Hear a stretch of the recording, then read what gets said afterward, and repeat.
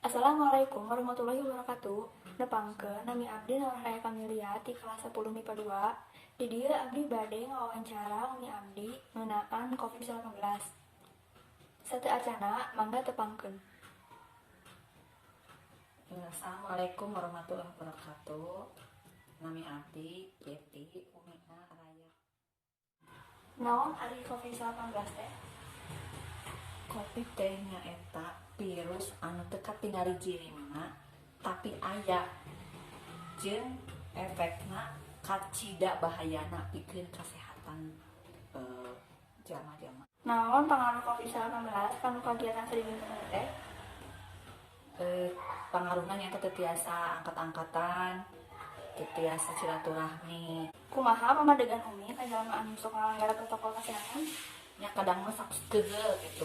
Soalna jalmi eta teh teu ngartos kami anjeunna teh nyandak virus kanggo kanu sanesna. Sikap umi ka pembelajaran jarak jauh teh kumaha?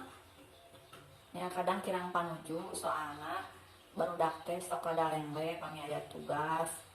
Teras kirang paham kanu nu tos diterangkeun ku ibu guru janten kedah minalian deui bahan-bahan kanggo ngabantos kanu pelajaran.